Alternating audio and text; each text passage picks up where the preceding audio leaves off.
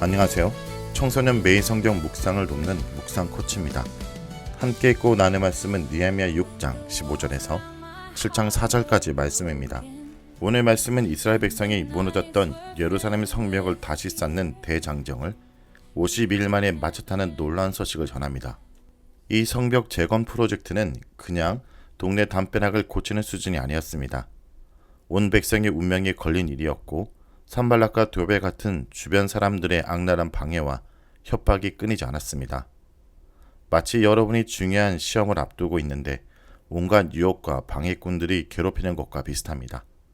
그런데 이 모든 역경을 뚫고 마침내 52일이라는 짧은 기간 안에 이 거대한 프로젝트가 완성된 것입니다.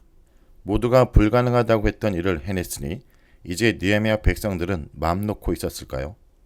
이제 끝났다, 자유다라고 외쳤을까요? 그런데 성경은 여기서 반전을 보여줍니다. 진짜 중요한 이야기는 성공 다음 바로 그 후에 펼쳐집니다. 오늘 우리는 이 대단한 성벽 재건 이야기 속에 우리가 흔히 간과하는 참된 성공의 의미와 지속되는 승리를 위한 비밀을 살펴보기 원합니다. 성경은 이렇게 기록합니다. 성벽 공사가 52일만 엘롤 25일에 끝마치고 우리의 모든 대적과 주위에 있는 이방 족속들이 이를 다 듣고 낙담하고 그들이 스스로 매우 악함을 깨달으며 이 역사를 우리 하나님이 이루신 것을 알미라 라고 15절에서 26절에서 말합니다. 50이라는 짧은 기간, 여러분이 한 달 반 정도 되는 시간 동안 엄청나게 집중해서 무언가를 끝낸 것입니다. 이 짧은 시간 안에 무너진 도시의 성벽을 재건했다는 것은 그야말로 기적입니다. 느헤미야 백성들이 이렇게 놀라운 일을 해낼 수 있던 비결은 무엇일까요? 느헤미야는 뛰어난 리더십과 치밀한 계획을 가졌지만 가장 중요한 것은 이것을 우리 하나님이 이루신 것을 알미라는 고백이 있습니다. 느헤미야와 백성들은 성벽 재건을 단순히 토목 공사로 여기지 않았습니다. 이것은 하나님의 백성이 하나님의 보호하심 아래 다시 서게 되는 영적인 재건축이었습니다. 그들의 힘, 그들의 기술, 그들의 시간으로 된 것이 아니라 하나님의 은혜와 능력으로 된 것임을 명확히 인정한 것입니다. 여러분이 정말 열심히 공부해서 원하는 대학에 합격했거나 지독하게 연습해서 오디션에 통과하거나 팀 프로젝트를 성공적으로 마쳤다고 생각해 보십시오. 성공했을 때 우리는 흔히 내가 잘해서라고 생각하기 쉽습니다. 하지만 느헤미야는 우리에게 성공의 영광을 하나님께 돌리는 것이 진짜 승리다는 것을 가르쳐줍니다. 성벽이 완성됐다는 소식은 이제 주변 민족들을 낙담하게 만들었습니다. 겉으로는 승리한 듯 보였습니다. 하지만 느헤미야의 이야기는 여기서 멈추지 않았습니다. 도비아는 성벽 재건을 방해했던 가장 악질적 방해꾼 중 하나였습니다. 그런데 성벽이 완성된 후에도 예루살렘의 유다 귀족들 중 일부가 여전히 이 원수와 편지를 주고받고 있었다는 사실이 드러납니다. 이는 외부의 물리적 공격은 막았지만 내부의 영적인 부패와 배신은 여전히 진행 중이었다는 것을 의미합니다. 심지어 이 귀족들은 도비아가 선한 사람이라고 느헤미야 앞에서 칭찬까지 했습니다. 여러분, 느헤미야의 이 경험은 우리에게 중요한 진실을 알려줍니다. 가장 큰 위험은 외부가 아닌 내부에 있습니다. 우리가 물리친 것은 벽 밖의 적일 뿐 우리의 마음 안의 적은 여전히 활동하고 있습니다. 여러분 삶의 성벽의 완성은 무엇입니까? 아마도 신앙적으로 결단한 어떤 순간, 나쁜 습관에 끌어낸 경험, 아니면 봉사를 통해 큰 기쁨을 얻을 때일 수도 있습니다.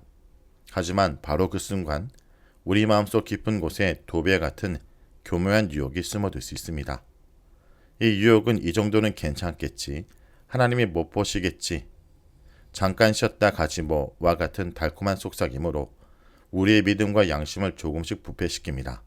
성벽을 완성 후 느헤미야는 흥청망청 장치를 벌이는 대신 가장 중요한 일에 집중합니다. 바로 새로운 시스템을 구축하는 것입니다. 느헤미야는 문지기, 노래하는 자, 레위 사람들을 임명합니다. 문지기는 보안을 책임지는 사람들입니다. 외부의 위험으로부터 성벽을 24시간 지키는 역할을 합니다. 노래하는 자와 레위 사람은 예배와 영적 생활을 책임지는 사람들입니다. 성벽을 쌓는 것이 물리적 보호라면 이들은 백성들의 영혼을 돌보고 백성이 하나님 중심의 삶을 살도록 돕는 역할을 했습니다. 느헤미야는 단순히 물리적 성벽을 완성한 것이 아니라 그 안에 영적, 도덕적, 사회적 시스템을 구축한 것입니다. 성벽은 겉모습이고 이 시스템이 바로 도시의 심장이었습니다. 느헤미야는 문지기들에게 구체적인 지침을 줍니다. 보통 성읍의 문은 해가 뜨자마자 열고 해가 질 무렵 닫았습니다.